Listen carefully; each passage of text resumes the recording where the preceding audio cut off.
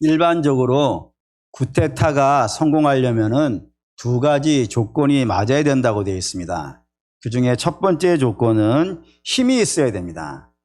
역대적으로 쿠데타를 한 모든 분들은 군대를 다 건드리고 있었고, 그 군대도 막강한 군대를 가지고 있는 사람들이 쿠데타에 성공을 하지, 무력과 힘이 없는 자들이 쿠데타를 일으킨 예도 없고, 당연히 성공한 예도 없습니다. 반드시 힘이 있어야 된다고 되어 있고요. 또 하나는 힘만 있어서는 안 되고 민심을 얻어야 된다고 되어 있습니다. 아무리 강한 힘을 가지고 쿠데타를 성공한다 하더라도 민심을 얻지 못하면요, 얼마 지나지 않아서 밀려나게 된다 이겁니다. 그렇기 때문에 민심을 얻기 위해서라면은 우선 쿠데타를 하기 위한 국민적 동의가 있어야 될 겁니다. 악한 자가 있다든가 그런 저 사람을 좀 몰아내야겠구나라고 하는 국민적인 공감대가 있어야 되고, 그리고 정권을 잡은 이후에도 국민들의 마음을, 이전에 어려웠던 것들을 시원하게 해줄 수 있는 그런 역사가 있어야 된다고 되어 있습니다. 그래서 국민들의 마음을 얻는 자가 쿠데타에 성공하는 그런 역사가 있습니다. 그런 관점에서 본다면 오늘 저와 여러분이 읽은 시므이는 이 쿠데타를 성공할 수 있는 이 두 가지 조건을 가지고 있는 사람입니다. 그럼 당연히 성공을 해야겠죠. 예를 들면 두 가지 중에 첫 번째는 뭐냐면 병력을 가지고 있는데, 얼마만큼의 병력이냐면 열왕기상 16장 9절에 이런 말씀이 있습니다. 읽죠. 엘라가 디르사에서 왕궁 맡은 자 집에 마시고 취할 때에 그 신하고 병거 절반을 통솔한 지휘관 시므리가 왕을 모반하여 했습니다. 여기 시므리가 등장했는데 그 사람 어떤 사람이냐? 병거를 가지고 있는 사람이라고 되어 있어요. 병거라고 하는 것은 말이 끄는 마차인데 그냥 일반적으로 사람이 여행하듯이 타고 다니는 그런 마차가 아닙니다. 가장 비슷한 예를 든다면은 배너라는 영화에서 마차 경주하잖아요. 그때 전투용 마차, 군사들이 말을 타고 적진을 헤맬 때, 쏘다닐 때, 그럴 때 쓰는 마차를 말합니다. 그렇기 때문에 일반적으로 말하기를 병거 한 대가 부대 하나를 책임진다, 보병 하나를 책임진다라고 되어 있어요. 그러니 저 병거가 있다는 건 얼마나 많은 대단한 힘이겠습니까? 근데 그 병거가 한두 대 있는 것이 아니고요, 이스라엘 가지고 있는 전체 병거의 절반을 통솔하고 있는 그런 사람이니 대단한 힘을 가지고 있는 장군 아니겠습니까? 그러니 시므리는 힘이 있는 사람임에 틀림이 없습니다. 두 번째, 민심이 있어야 된다 했었는데 그런 민심도 얻을 수 있는 조건이 됐어요. 우리가 지난주에 봤지만 이 시므리가 쿠데타를 일으켰을 때 왕이 엘라라고 되어 있습니다. 근데 그 엘라는 우리 지난주에 봤듯이 나라와 상황이 매우 어려운 상황임에도 불구하고 뭐였다고요? 신하의 집에 가서 술이나 마신 사람이라고요. 그러니까 백성들의 삶을 돌본 자가 아닌 거예요. 그런 삶을 살고 있으니까 백성들이 저 왕 무슨 소용이 있겠는가, 이런 마음 당연히 들어가는 것 아니겠습니까? 그러니 민심을 쿠데타를 한다 그러면은 민심을 얻을 수 있는 그런 상황이 된 거예요. 그러니 병력도 있죠. 민심을 얻을 수 있는 모든 상황과 여건도 됐죠. 그래서 쿠데타를 했단 말입니다. 그러면 당연히 성공을 해야 될 텐데 이 쿠데타는 실패를 하고 맙니다. 보시죠. 16장 15절 읽겠습니다. 유다의 아사왕 제27년에 시므리가 디르사에서 7일 동안 왕이 되니라라고요.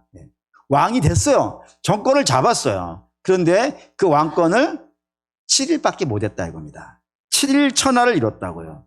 그리고 뒤에 가면은 7일 천하도 모자라서 자기가 점령한 왕궁에다가 스스로 불을 지른 다음에 그 불 속에서 스스로 죽은 그런 비참한 인생이 되었다라고 되어져 있단 말이에요. 그러니 궁금하다 이겁니다. 분명히 시므리는 군대도 가지고 힘도 가지고 있고 백성들의 민심을 얻을 수 있는 그런 상황도 다 되어진 사람임에도 불구하고 그 쿠데타가 실패한 이유는 무엇이겠는가 라는 것에 성경이 이렇게 씁니다. 열왕기상 16장 16절입니다. 있죠. 그때의 백성들이 블레셋 사람에게 속한 기쁘돈을 향하여 진을 치고, 이거 아닌데 16절인데 16절 16절을 좀 봐주시죠. 16절을 열왕기상 16장 16절 읽겠습니다. 진중 백성들이 시므리가 모반하여 왕을 죽였다는 말을 들은지라 그날에 이스라엘의 무리가 진에서 군대 지휘관 우므리를 이스라엘 왕으로 삼음해라고 되어 있어요. 분명히 백성들이 미워하는 왕을 처단했단 말이에요. 그러면은 백성들이 지금 누구에게 달려가야겠어요? 시므리에게 달려가서 우리가 어려워하고 우리가 힘들어하고 우리의 삶을 돌보지 않는 왕을 해결해 줬으니까 우리가 이제 당신을 따르겠습니다 라고 해야 되는 것이 마땅할 텐데 백성들이 어떻게 했다고요? 시므리에게 간 것이 아니고 오므리에게 갔다 이거예요. 그러니 이거 참 민심을 얻지 못한 거예요. 그러니까 이 백성들에게 마음을 얻지 못하는 일이 발생된 겁니다. 분명히 좋은 일 같은 일을 한 것 같은데 백성들이 그 시므리에게 찾아가지 않고 오므리에게 우리 왕이 없어졌으니까 당신이 우리 왕을 좀 해주십시오라고 찾아간단 말이에요. 그러니까 민심을 얻지 못한 거란 말입니다. 그럼 당연히 그 다음 질문이 되겠죠. 민심을 얻을 수 있는 상황인데 왜 민심을 얻지 못하고 그가 쫓겨나게 되는가? 그것이 오늘 저와 여러분이 이 시므리라는 왕을 통하여서 묵상하고 찾아봐야 되는 답이 됩니다. 그 답을 한번 보시죠. 16장 15절 아까 올려줬던 거 올려주십시오. 16장 15절 읽을게요. 그때의 백성들이 블레셋 사람에게 속한 기쁘돈을 향하여 진을 치고 있더니라고 했습니다. 여기 이제 기쁘돈이라는 단어와 진을 쳤다는 말 가지고 우리가 이 전체 이야기를 그릴 수 있어요. 뭐냐면 일단 진을 쳤다라고 되어 있습니다. 이게 무슨 뜻일까요? 원래는 이스라엘은 광야에서 진을 치는 것이고 가나안 들어가서는 진을 치는 것이 아니고 어떻게 살아요? 집에 살아요. 돌집에. 진을 치지 않아요. 그런데 저 백성들이 나와서 진을 쳤다는 것은 전쟁을 한다는 겁니다. 전쟁을 하기 위해서 기쁘던 앞에 가서 진을 쳤다 이겁니다. 그럼 당연히 이제 왜 전쟁을 할까? 그리고 전쟁을 하는데 왜 기쁘돈에 가서 전쟁을 할까? 궁금하지 않겠습니까?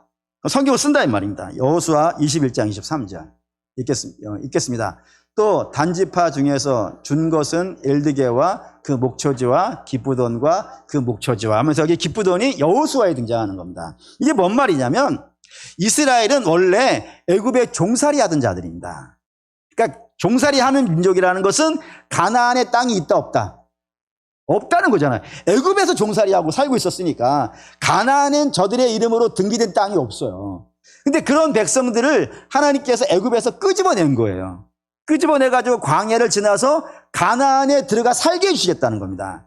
그럴 때 아무 데나 살 수 없는 거예요. 하나님께서 각 지파별로 너희는 여기 가서 살아, 유다 지파는 여기서 살아, 그리고 뭐 에브라임 지파는 여기서 살아, 단 지파는 여기서 살아 하면서 땅을 불화해 준단 말이에요. 그때 불화한 방법이 뭐였냐면 제비 뽑기였어요. 제비를 뽑아서 각자 들어갈 땅을 정하는 거였단 말이에요.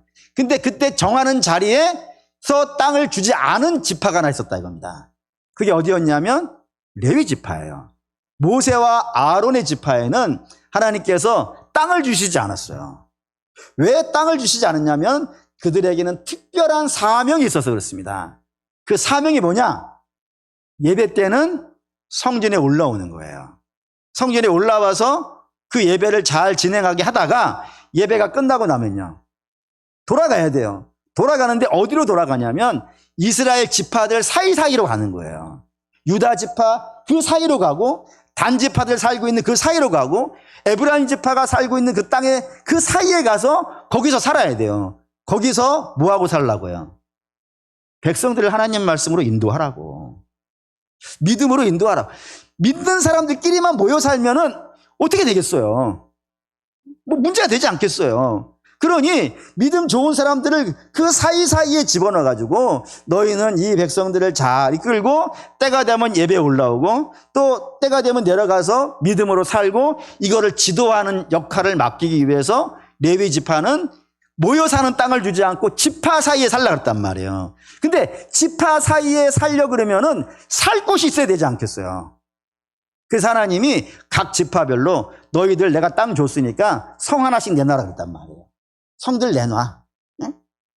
그래가지고 그 유다 지파에서 9개 성이 나오는데 많이 받은 자에게는 많이 내놓으라 그러고 적게 받은 자에게는 성을 적게 내놓으라 그런단 말이에요. 그래서 그 내놓은 성에 가서 누가 살라고? 레위 지파가 살라고. 거기가 살라고. 거기 살다가 백성들 잘 믿음으로 인도하는 그런 일을 하라고 땅을 준 게 아니라 성을 줬다고요. 아, 목사님, 땅이나 성이나 부동산 아니겠습니까? 라고 하시면 안 된다 이거예요. 그러니까 너희는 모여 살지 말고 내가 지명한 성에 가 살라 그런 거예요. 그 성 중에 단지파가 내놓은 성이 기쁘돈이에요. 그러니까 기쁘돈에서는 누가 살고 있어야 돼요? 레위가. 뭐 하면서? 백성들을 믿음으로 이끌면서 살아야 되는 곳이 기쁘돈이라 이겁니다. 그런데 문제는 그 기쁘돈에 레위가 안 살고 있는 거예요. 누가 살고 있어요? 블레셋이 살고 있는 거예요. 어쩌다가 분명히 이스라엘이 하나님이 줬고 단지파에게 줬고 단지파에서 성을 받았단 말이에요. 그러면 거기에 레위가 살고 있어야 되는데 왜 레위는 살지 않고 블레셋이 살고 있을까요? 빼앗긴 거예요. 전쟁에서 져서 빼앗긴 거예요. 빼앗겨서 이방이 와서 거기에서 우상을 세우고 살고 있는 겁니다. 이 상태를 계속 두면 되겠어요? 안 되겠어요? 안 되지. 거기에 레위가 살면서 우리를 믿음으로 인도해야 되는 그런 역할을 해야 된단 말이에요. 우리가 그거 하기 위해서 하나님 명령에 따라서 하나님께 내놓은 성읍이라고요. 그런 성읍에 우상이 세워져 있는 거를 용납이 되겠습니까? 그러니 저거를 어떻게 해야 되겠어요? 되찾아야지. 되찾아야 되는 거예요. 그러니까 이 기쁘돈 전쟁이라고 하는 것은 단지 성 하나 더 빼앗기 위한 전쟁이 아니라 영적인 의미가 있는 전쟁이었다 이거예요. 하나님의 다시 한번 우리의 역사를 회복시켜 주시고 우리 하나님께 드린 것이니까 여기에 레위가 살면서 우리를 믿음으로 잘 이끌어 주시기를 바라는 이스라엘 회복을 상징하는 전쟁이 이 기쁘돈 전쟁이었다 이겁니다. 그런데 이 블레셋을 몰아내고 차지해야 되는데 블레셋은 이스라엘이 몰아내기가요 어려워요. 뭘 보면 어려운지 아냐면 여러분들이 블레셋 하면 세 가지만 머리에 딱 떠올리시면은 세 가지만 딱 떠오르시면 블레셋이라는 민족이 정리가 돼요. 세 가지가 뭐냐? 첫 번째는 삼손입니다. 삼손 누군가요? 우리 딴 건 몰라도 삼손 하면 오죽에 힘센 사람 이걸 알잖아요. 오죽에 힘센 그 삼손이 어느 지파 소속이냐면 단지파 소속이에요. 그러면 저 힘센 사람이 뭐 어마어마하게 힘센 사람 아니겠어요? 저 어마어마하게 힘센 사람이 단지파 소속이면 단지파는 이스라엘 하나님께서 우리에게 약속하신 땅을 차지했을까요? 못했을까요? 차지해야 될까요? 못해야 될까요? 해야죠. 근데 역사는요 못 차지한 거예요. 쫓겨난 거예요. 누구한테? 블레셋한테. 그러니까 블레셋은 삼손의 지파를 쫓아낸 나라예요. 민족이에요. 세 보여요? 안 세 보여요? 더 가봅시다. 두 번째 여러분들이 생각하셔야 되는 것은 다윗과 연결되어져 있는 사람입니다. 골리앗입니다. 골리앗의 키가 얼마나 되나요? 네. 우리가 잘 모를 때는 쉽게 쓰는 표현 있잖아요. 거시기 합니다. 키가 거시기 합니다. 오지게 커요. 네? 어마어마하게 큰 자 아니겠어요? 그럴 수밖에 없어요. 이스라엘 사람들이 봤을 때 이 골리앗이 엄청 클 수밖에 없는 것은 이스라엘은 원래 셈족이에요. 셈족이라는 것은 아시아계예요. 아시아계는 뭐 지금이야 대한민국 사람들 같은 경우에는 뭐 아시아 쪽에서 좀 큰 민족에 속하지만 원래 아시아 사람들은 유럽 사람들에 비해서는요 작을 수밖에 없어요. 근데 이 블레셋은 유럽에서 넘어온 사람들이에요. 바다 건너온 자들이에요. 유럽에서 넘어왔다고요. 그러니 키가 일단 커요. 근데 그 큰 자들 중에서도 골리앗은 오지게 큰 자였단 말이에요. 그래서 뭐 창을 휘두르는데 병풍을 부채를 휘두르듯이 그렇게 휘두르는 자라 되어 있으니까 뭐 어마어마한 자 아니겠어요. 그런 자가 블레셋이에요. 문제는 저 블레셋 안에 골리앗 같은 자가 5명이 더 있다고 되어 있어요. 네, 다윗이 문맷돌 5개를 들고 간 이유가 있는 거예요. 심심해서가 아니고 그 진 안에 그런 골리앗 같은 자들이 5이 있는 거예요. 그런 인이 그렇게 큰 장대한 민족이라고요. 세 번째 뭐를 기억하셔야 되냐면 사울을 기억하셔야 됩니다. 사울이 어떤 사람이냐면 성경이 이렇게 설명했어요. 이스라엘 중에서 목 위가 더 있는 사람, 어깨 위가 더 있는 사람 했어요. 그러면 어깨 위가 더 있다면 몇 센치가 큰 거예요? 뭐 저같이 머리가 작은 사람 같은 경우에는 한 10cm 되겠지. 근데 일반적으로는요, 30cm 정도 되지 아니하겠습니까? 예, 집에 다들 있는 30cm 자로 재보시면 되겠습니다. 그래서 이스라엘이 한 남자의 평균 키가 한 160이라고 한다면은 사울은 얼마나 한 거예요? 190인 거예요. 170이라면 2m인 거예요. 그게 사울이에요. 근데 그 사울을 죽인 민족이 블레셋이에요. 그러면 이런 거 다 종합해 보면 성경이 블레셋이라는 민족을 뭐라고 설명하는지 아시겠죠? 거대한 나라, 막강한 나라, 이런 식으로 불려지는 나라가 블레셋이에요. 그 블레셋이 저 기브돈을 차지하고 있는 겁니다. 저걸 되찾아야 돼요. 그래서 전쟁을 하는데, 그러면 어떻게 해야 이 막강한 나라를 몰아내고 그 기브돈을 회복할 수 있을까요? 두 가지가 있어야 되는 거예요. 하나는 전쟁의 무기를 열심히 준비해야지. 전쟁 준비를 열심히 해야 되지 않겠어요? 무기도 많이 만들고, 그렇잖아요. 에? 무기도 많이 만들고, 전차 병거도 만들고, 군대도 많이 소집하고, 이런 물질적인 것이 필요하지 않겠어요, 외적으로. 근데 외적으로만 준비되어졌다고 해가지고 준비되겠습니까? 안 되잖아요. 뭐 전쟁사에 그런 거 많이 있지 않습니까? 뭐 무기를 엄청나게 미국에서 줬는데 그 엄청난 무기를 갖고 그 무기를 팔아버린 자들이 있으니까. 그러니까 무기만 있다고는 안 되는 거예요. 두 번째 뭐가 있어야겠어요? 정신이 돼야 돼. 정신이 돼. 우리가 반드시 이스라엘을 블레셋을 몰아내고, 어떠한 일이 있더라도 우리가 블레셋을 몰아내고 반드시 저걸 회복해야겠다는 정신이 있어야 되지 않겠어요? 그러니까 이 육적인 것과 내적인 것이 다 몽땅 다 쏟아 부어져서 싸워도 블레셋이라는 민족을 이길까 말까 하단 말입니다. 근데 그걸 다 지금 몰아넣은 거예요. 지금 기브돈 앞에다가 몽땅 다 몰아넣어가지고 이번에 한번 차지해보자. 잃어버린 우리의 성읍을 되찾아보자. 그런 마음에서 이스라엘 모든 마음이 거기에 전쟁에 집중되어져 있는 거란 말이에요. 그러면 이 집중되어져 있는 전쟁을 누가 이끌어야겠습니까? 누가 이끌까요? 장군이 해야지. 군대를 실질적으로 이끄는 건 장군 아니겠어요? 그러면 병거의 절반을 이끌고 있는 시므리는 지금 어디에 있어야 되는 거예요? 네, 전쟁터 기브돈 앞에 진치고 있어야 되는데 그 전쟁터에 시므리가 갔다 안 갔다? 안 갔다. 어디에 있냐면 왕이 있는 디르사에 있는 거예요. 그래서 반역을 거기서 하고 있는 거예요. 백성들은 다 전쟁터에 나가 있는데 국가적 수건사업, 국가의 수건사업을 이루기 위해서 모든 국민들이 거기 전쟁터에 다 몰려나가 있는 상태인데 정작 그 전쟁터를 이끌어야 될 그 장군은 국가 수건사업을 제껴놓고 왕궁에 있는 곳에서 반란을 하고 있는 겁니다. 또한 반란을 하는데 또 하나 중요한 것은 왕을 죽였다 이거예요. 전쟁 중에. 여러분, 전쟁 중에 왕을 죽였다는 것이 어떤 느낌이 오실까요? 왕이라는 것은 기본적으로 군사를 통제할 수 있는 권한이 있잖아요. 그래서 왕이 가라 그러면요, 가고, 오라 그러면요, 오고, 나가 싸우라 그러면요, 싸우고, 퇴각하라면요, 퇴각하고, 이 명령을 하는 것이 왕 아니겠어요? 그런데 왕이 죽어버렸으니까 그 명령을 누가 하냔 말이에요. 누가 나가 싸우라 그러냐고. 누가 전세가 좀 어려우니까 이쪽으로 좀 빠져 있으라 그러냐고요.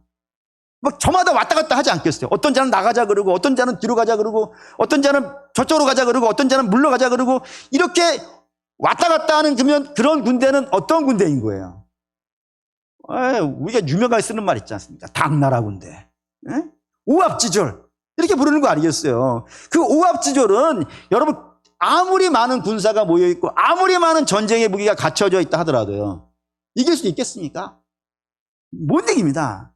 못 이기는 거는 고사하고 왔다 갔다 하다가 몰살당하기 딱 맞는 거란 말이에요. 그게 전쟁터에서 지휘관의 명령이라 이겁니다. 근데 그 지휘관이 없어졌어요. 그럼 백성들은, 군사들은 이제 왔다 갔다 하다가 죽을 수 있는 정말 위기의 상황을 만난 거 아니겠어요? 절체절명의 위기의 상황을 만난 거 아니겠어요? 근데 그때에 그렇게 되어질 수 있는, 군사들을 몰살시킬 수 있는 그런 일을 누가 한 거예요? 시므리가 한 거예요. 그러면 군사들이 얼마나 배신감을 느끼겠어요? 아니, 우리를 이끌어야 될 장군이 우리에겐 있지 않고, 우리에게 명령을 내려야 될 왕을 죽여서 우리는 오도 가도 못하고 여기서 몰살당하는 일을 만들었으니 배신감을 느끼지 않겠습니까? 그리고 그 배신감을 주는 장군을 어떠한 백성이 그 마음을 주고 동의를 하고 따라가 주겠어요. 그래서 결국에는 이 구테타가 실패했다 겁니다. 그럼 이제 여기서 질문이 돼요.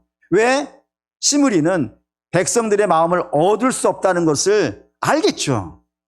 그렇지 않겠어요? 자기도 전쟁터에 평생을 살아본 장군 아니겠습니까? 장군이 여기 뒤에서 왕을 죽여버리면 그 앞에 나가 있는 군사들이 몰살당할 거라는 것을 누구보다도 잘 알 텐데, 그럼에도 불구하고 그 자리에 가지 않고 왕을 죽여버린 이 미련한 짓을 했겠냔 말이에요. 그거에 대한 답을 성경을 이 부분을 공부하신 제가 알고 있는 한 99.999%의 전문가들은 한 가지로 동의해서 얘기합니다. 그게 뭐냐면 욕심 때문이라고요. 내가 왕이 되고 싶은 그 욕심이 그의 눈을 멀게 했다 이겁니다. 굉장히 안타까운 일이에요. 왜냐? 시므리는 병거의 절반을 가지고 있는 사람입니다. 그러면 최고의 장군일 거예요. 최고의 장군이면 권세도 있을 것이고 재물도 있을 것이고요, 명예도 있을 것이고 집도 뭐 고려당 같을 거예요. 뭐 부족한 게 없잖아요. 뭐 이미 이스라엘에서 뭐 5손가락 안에 들어가는 최고의 반열에 있는 사람일 텐데, 그런 사람이 뭘 더 갖겠다고 저 왕까지 죽이고 거기다 자기 군사들이 다 위기에 처하는 그거를 방치하면서까지 그 일을 할까 라는 겁니다. 왜 그랬을까요, 여러분? 중요한 이유가 있어요. 욕심은 눈을 멀게 합니다. 눈을 멀게 해서 미련한 짓을 하게 하는 거예요. 그런 일이 있다 이겁니다. 그렇기 때문에 그런 이유로 인해서 이게 망했다라고 되는 건데, 그러므로 사랑하는 여러분, 저와 여러분이 오늘 좀 묵상해야 되는 것은 이 욕심입니다. 욕심의 정의를 한번 내려보죠. 저는 윤리책이나 국어사전에서 욕심을 정의하는데 그다지 관심이 없습니다. 제가 관심 있는 것은 성경이 이 욕심에 대해서 어떻게 이야기하는지가 관심이 있습니다. 그러니까 성경이 정의 내리는 욕심은 이런 겁니다. 하나님께서 우리에게 주시지 않은 것에 대해서 탐을 내는 겁니다. 이렇게 이야기할 수 있는 것은 기본적으로 하나님은 우리에게 좋은 거를 주신다, 안 주신다? 주신다 이거예요. 그 성경 여러 얘기가 등장하죠. 가장 유명한 얘기 중에 하나가 달란트 비유 아니겠어요? 하나님께서 주인이 종들에게 어떤 자에게는 5달란트를 주고 어떤 자에게는 2달란트를 주고 어떤 자에게는 1달란트를 줬어요. 1달란트도 안 준 자는요? 없어요. 모두에게 저마다 그의 능력과 실력에 적합한 것들을 하나님은 주신다 이겁니다. 하나 가지고 여러분 뭐 억울해하지 말라고 했죠. 달란트 하나가 얼마였는데? 금 32kg이에요. 1kg 골드바 32개예요. 집에 가서 한번 계산해 보세요. 막대한 금액이에요. 그러니까 하나님은 저마다 있어야 될 것들을 주신다 이겁니다. 그렇기 때문에 신앙이 어떤 것이냐면 하나님이 내게 주신 걸 어떻게 해야 되는 거예요? 만족할 수 있어요. 그걸 자족이라 그런다니까요. 왜? 하나님이 내게 주신 거예요. 그게 양이 많든 많이 적든 관계없이 하나님이 내게 주신 거란 말이에요. 그러면 그거에 만족하고 살아가야 되는 것이 믿음이라 이겁니다. 근데 욕심은 뭐예요? 그게 만족이 안 되는 거예요. 하나님이 내게 주신 게 만족이 안 되는 거예요. 뿐만 아니라 하나님이 내게 충분히 주셨다는 사실을 못 믿는 거예요. 그래서 여러분, 욕심은 불신에서 나오는 거예요. 불신에서. 하나님이 내게 좋은 거를 주신다. 또한 하나님이 필요하면 더 주신다. 이런 것을 믿지 못하니까 하나님이 주신 것에 만족하지 못하고 자기의 욕심을 따라서 하나님이 주시지 않는 것까지 노리는 것이 욕심이 되어진다 이겁니다. 예를 드는 게 쉬울 것 같아요. 하나님께서 첫사람 아담에게 뭘 줬습니까? 2개를 줬어요. 첫사람 아담에게 2개를 줬어요. 첫 번째가 뭐예요? 에덴을 주셨어요. 이미 끝났죠? 그럼 뭐가 필요해요? 더 필요하세요? 에덴을 주셨죠. 두 번째는 뭘 줬어요? 네, 부인을 줬어요. 그럼 만족하죠? 사랑하는 우리 남씨도 여러분은 여러분의 부인에 만족하시죠? 여신도가 안 면하면 이상해. 내가 남씨한테 물어봤는데 다시 봅시다. 남시도 여러분의 부인에게 만족하시죠? 네, 아멘 나오잖아요. 아니, 하나님이 부족하지 않게 준다니까요. 아니, 더 아니, 부인이 나요? 아이고, 이거, 좋은 사람 합시다. 엘리자베스 테일러가 나요. 얘기가 이상하게 됐네. 부족하지 않게 준단 말이에요. 근데 그게 만족이 안 돼서 선악과를 탈취한 거예요. 그러니까 욕심이 선악과를 탈취한 거예요. 그 성경은 이렇게 얘기해요. 예, 이거 봅시다. 욕심의 결과가, 그 결과로 신라곤이 오고 비참한 결과가 나오는데, 이 성경 봅시다. 야고보서 1장 15절 읽겠습니다. 욕심이 잉태한 즉 죄를 낳고 죄가 장성한 즉 사망을 낳는다. 욕심이 우리를 사망으로 몰아가요. 욕심이 우리를 죄로 몰아가고 그 죄가 결국에는 우리를 사망으로 몰아간다고 성경이 되어 있단 말입니다. 사랑 여러분, 사람이 이 땅에 한 번 살다가 죽는 건 어쩔 수 없습니다. 정한 것이에요. 하지만 욕심으로 인하여서 눈이 멀어 하나님이 주시지 않은 것을 내 욕심으로 차지하려다가 하나님의 심판을 받아 죽는 것은요, 그런 일은 없어야 되지 않겠습니까? 그건 하지 말라는 얘기 아니겠어요? 그건 복되지 않아. 그게 복이라고 생각하고 가지 마. 하나님이 주신 것에 만족해야지. 그걸 넘어서서 하나님이 주신 장까지 노리게 살면은 아담 봐라 어떻게 됐냐, 너희 그러지 말라라고 말씀하시는 거예요. 그럼 어떻게 해야 될까요? 욕심을 부리지 않고 살려면 욕심을 부리지 않는 대신 어떻게 살아야 될까요? 성경은 이걸 이렇게 얘기합니다. 첫 번째, 하나님이 주시지 않은 것에 욕심내지 말고 열심 내지 말고 하나님이 지금 내게 주신 것에 대해서 최선을 다하고 살라 한단 말이에요. 그런 의미에서 달란트 비유 너무너무 중요해요. 저는 달란트 비유 중에서 개인적으로 좋아하는 사람이 2달란트 받은 사람이라고 했습니다. 그래서 저는 그 호도 가능하다면 2달란트 박산 이렇게 하는데 너무 길어가지고 2달 박산 이렇게 쓰고 싶은 마음이 꿀뚝 같아요. 2달란트 굉장히 좋아해요. 2달란트 받은 사람을 너무 좋아하는 것은 내가 아무리 생각해도 5달란트 받은 것 같지는 않아요. 그렇다고 1달란트 받은 것 같지도 않아요. 적당히 받은 것 같아요. 여러분도 그렇죠? 네. 아이고, 좋은 얘기인가? 어쨌든 저 적당히 받은 것 같아요. 2달란트를 좋아해요. 근데 2달란트 받은 사람을 좋아하는 가장 결정적인 이유는 2달란트 받은 사람이 5달란트 받은 사람을 부러워하지 않아요. 왜 나는 2달란트밖에 못 받았나? 저 사람은 왜 5달란트 받았나? 이걸 부러워하지 않아요. 대신 뭐예요? 2달란트 가지고 열심히 살아요. 그가 남길 수 있는 건 최대치가 2달란트였던 것 같아요. 근데 하나님이 내게 주신 걸 갖고 열심히 살아요. 최선을 다해 살아요. 그래서 2달란트를 남겼어요. 그 남긴 2달란트 받은 사람을 향해서 주가 하신 말씀이 있습니다.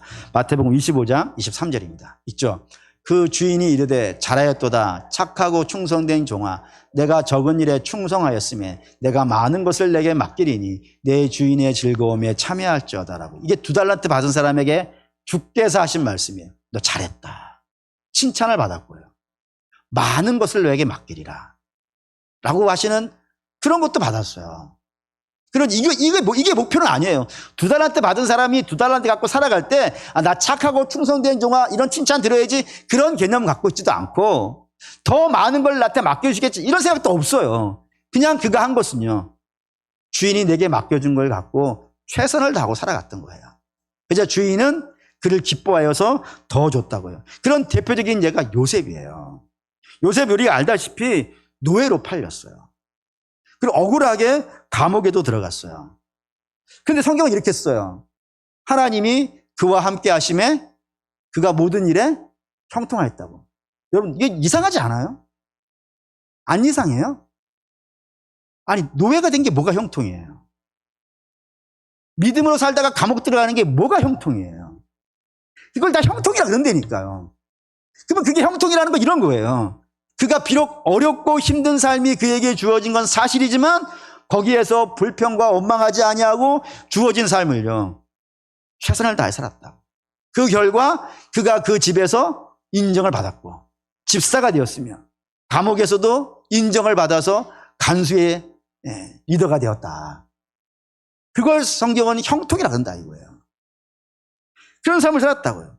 결국에 우리 잘 알다시피 그 총리가 되는데 요셉은 총리가 되었다는 생각을 해본 적이 없잖아요.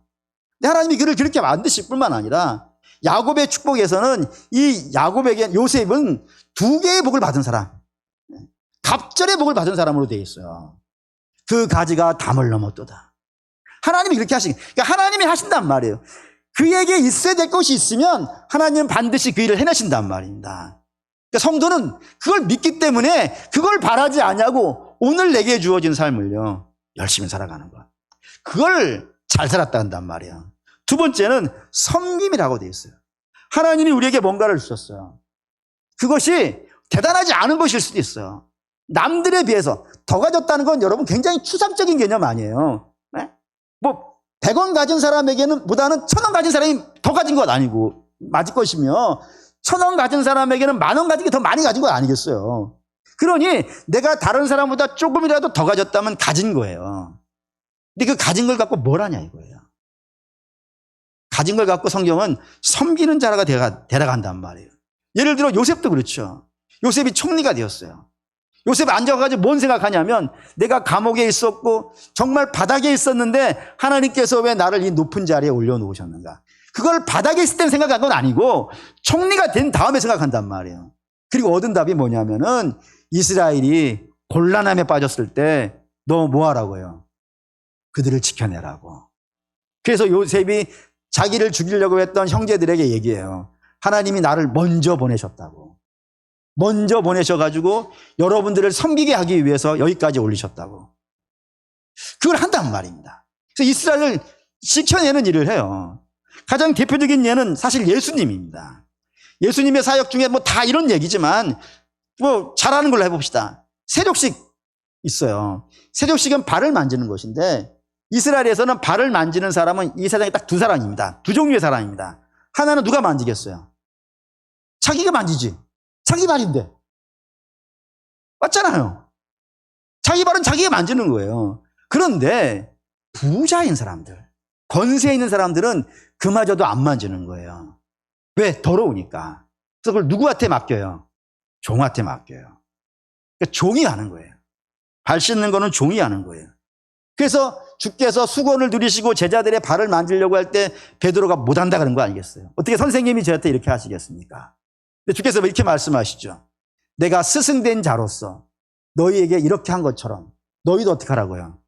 그렇게 하라고. 그게 가진 거예요. 그러니까 가진 자가 섬기는 거예요. 그러니까 성경이 섬기는 거는 낮은 자가 높인 자를 섬기는 걸 성경은 섬긴다 하지 않아요.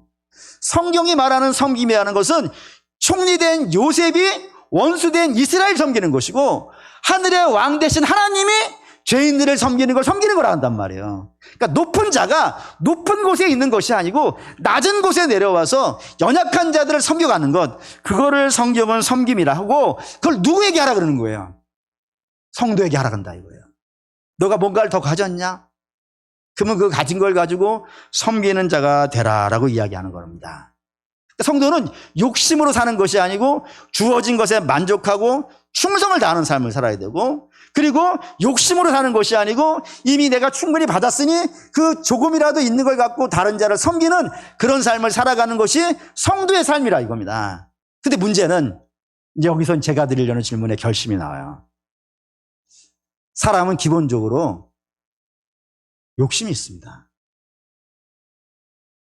저도 있고요. 여러분도 있죠. 혹시 욕심 없은 분이 있습니까? 사람이 기본적으로 기본 속성이 욕심이에요. 그래서 아기들 태어날 때 주먹 쥐고 태어난 걸 뭐라 그러냐니까 욕심이라 그래요. 욕심을 갖고 욕심이 없는 사람이 없어요. 심지어는 자녀들 같은 경우 이런 애들 있잖아요. 엄마 입에 들어간 걸 빼앗아가지고 지 입에 넣어야 웃는 애들이 있어요. 이런 애들 뭐라 해야 될까?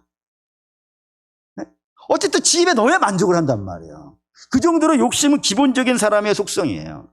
그런데 그 욕심을 제어해서 주신 것에 만족하고 주어진 환경에 최선을 다하고 조금 있는 걸 갖고 더 가지려는 것보다는 그걸 갖고 어떻게 섬기려고 할까, 이런 거는 본성하고 어때요? 안 맞아요. 이쪽으로 갈 수가 없어요. 근데 성경은 이걸 요구한단 말이에요. 당연히 물으셔야 돼요. 어떻게 이게 가능합니까? 본성과 반대되는 것이 어떻게 가능합니까? 라고 물으셔야 돼요. 그 물음에 대한 성경의 답이 갈라디아서 5장 24절입니다. 있죠. 그리스도 예수의 사람들은 육체와 함께 그 정욕과 탐심을 십자가에 못 박았느니라고요.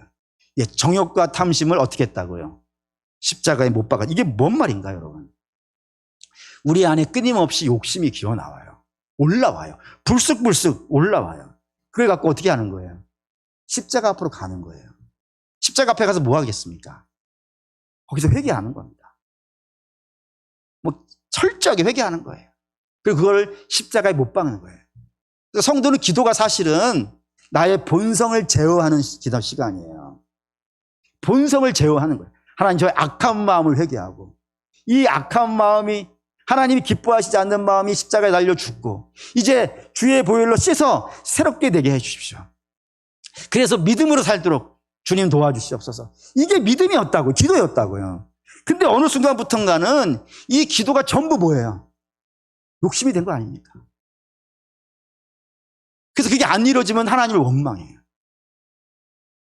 아니, 욕심을 제어하기 위해서 십자가로 가야 되는데, 욕심을 제어하기 위해 십자가에 가는 게 아니라 내 욕심을 이루기 위해 십자가를 가는 거예요. 이상하지 않습니까? 결론입니다.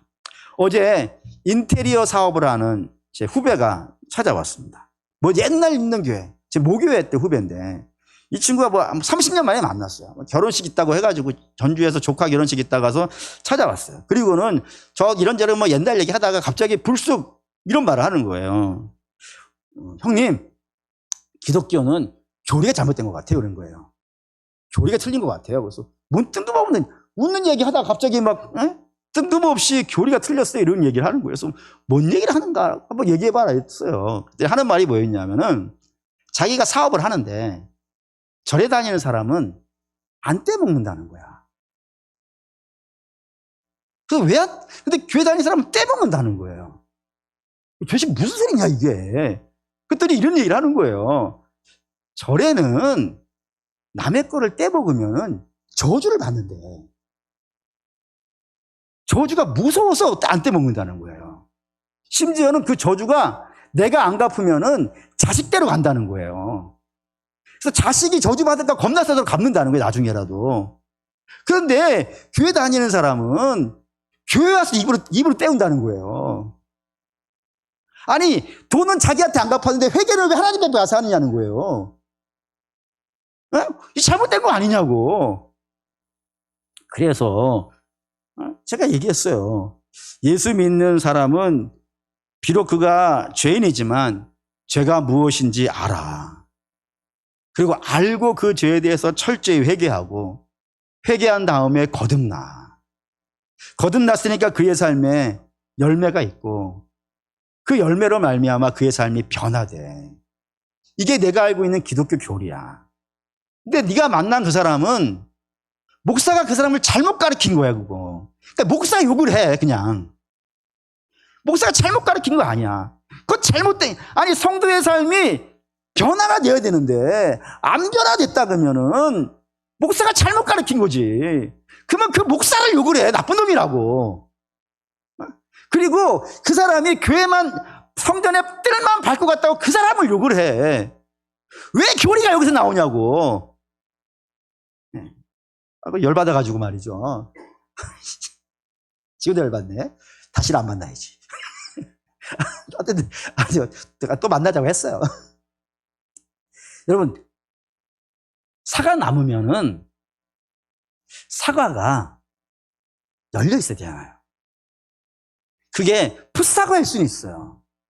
풋사과지만, 아니, 처음엔 다 풋사과지. 안 풋사과는 사과가 어디 있겠어요. 떫은 사과일 수도 있어요. 하지만 그걸 사과 나무라고 하는 건 그게 사과가 어떤 식으로 열리기 때문 아니겠습니까? 그리고 열린 사과는요, 결국에는 잘 자라가지고 탐스럽게 되는 것 아니겠어요.